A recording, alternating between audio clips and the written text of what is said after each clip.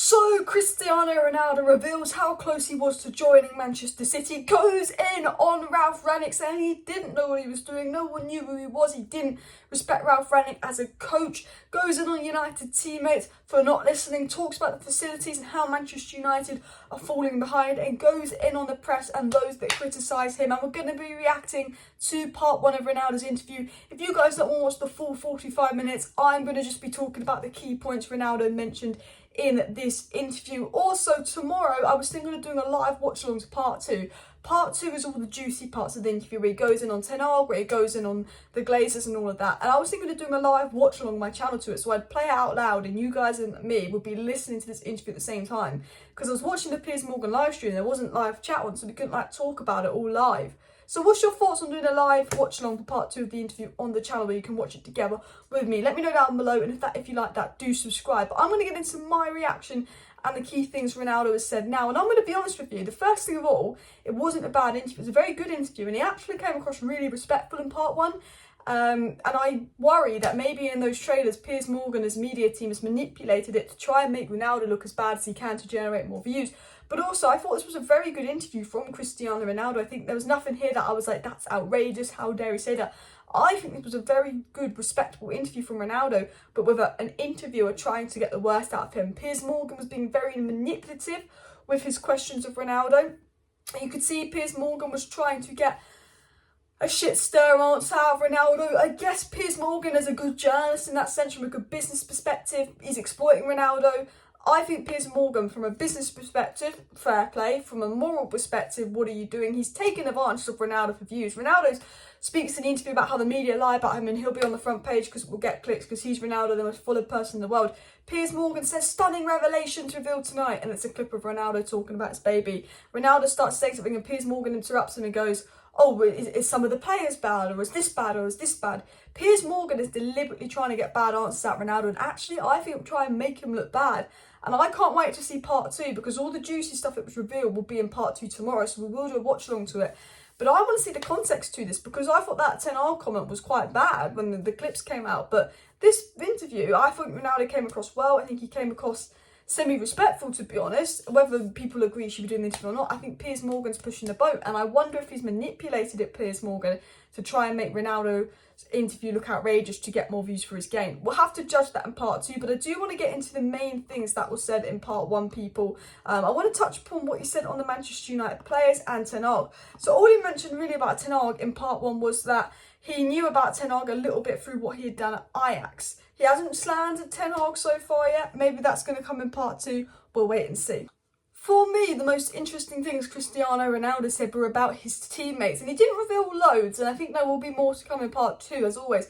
But Cristiano Ronaldo said that some of the younger players at Manchester United don't want to learn, and he actually talks about like the generation below him just not like being as hard working or as interested in him as expected. But Ronaldo asked if his teammates listen to him, and he said the teammates don't care. Some of them listen to me, but most of them don't. He said it does not surprise me that most of them won't have longevity in the game. So Ronaldo said most of his teammates don't care about him or listen to him, and it doesn't surprise him that they won't have longevity in the game. Now we know that there was a lot of reports about a lot of players not liking not liking Ronaldo. There's always reports from James Ducker, Samuel Luckhurst, the same old recycled reports of the players want Ronaldo gone. Majority of Man United will be happy if Ronaldo goes. La-di-la-di-la-di-la. We know there was all the leaks with Maguire, Ronaldo beef, Ronaldo going to Rangnick telling him to drop Maguire for captaincy. Sure, Ronaldo had beef, but Tom and Ronaldo reportedly had beef, but it was mainly seemed to be with Maguire. We don't know what the press lie about though. Ronaldo did say that 90% of the stuff written about him is lies, so maybe Ronaldo never had beef with Maguire, but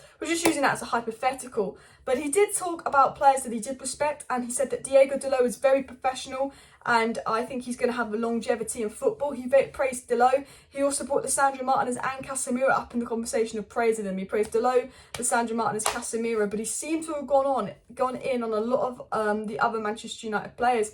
In fact, on the young players, this is what Cristiano Ronaldo had to say. He said, all the leagues in the world, the youngest now, they are not the same as my generation, but we cannot blame them because it's part of life. The new generation and the new technologies that avoid, they distract them from another thing. So Talk about the new generation being distracted by technology. We know in the past Ronaldo has said that the young players at Man United don't want to learn from him, and that if he criticises the younger players at Man United, they end up turning on him and not liking him. We know I think there was a conflict between Ronaldo and Greenwood reportedly as well, well over a year ago obviously, but where Ronaldo will go criticise some of the younger players at United saying, oh, you know, do that, and they would be angry at him and they would say, oh, what a prick, why is he criticising me? Whereas Ronaldo, when Roy Keane and Gary Neville used to come up to him and criticise him in training, he'd be like, well, they're a level ahead of me, I want to learn from them, so I'm going to learn from them criticism.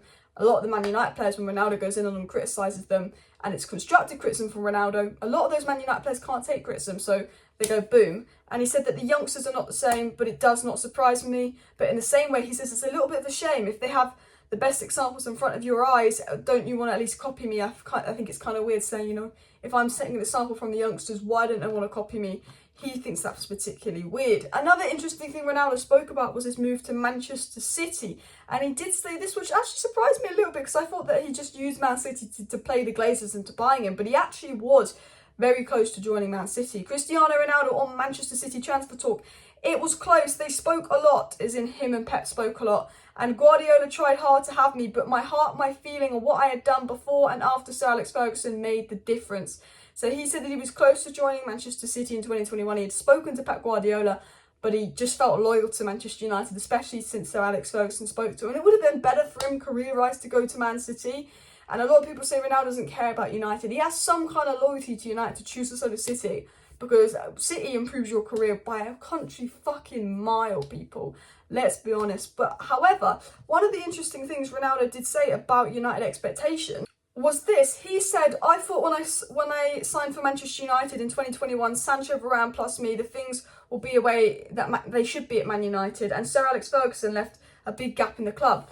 He said, like, he joined United, he saw we signed Sancho, Varane and himself, he saw we came second, and he joined United because we generally believe we were going to do well, which links to the second part of the video where he was actually shocked at how poorly United was run, how bad it was. He obviously was aware of the Glazers, but he wasn't aware of the extent of, like, how bad the Glazers run the club. And he even said this, and Juventus isn't even the best run club, but he also said this.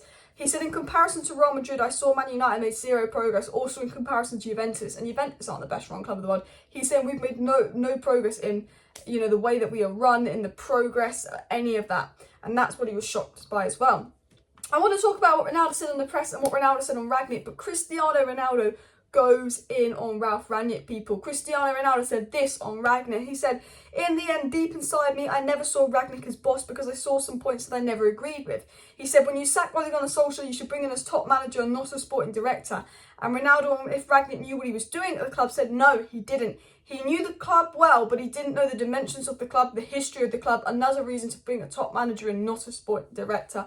Basically confirming that he and probably the rest of the Man United players didn't have the respect for Rangnick, which was very obvious on the pitch, and that they were all didn't rate Rangnick because none of them knew who he was. And while I actually thought Rangnick was a smart move by United in the sense of as an interim manager, someone to get to the end of the season, and the main reason we bought Rangnick is for what he was going to do upstairs, which he never got to do, which I think is the worst thing for me.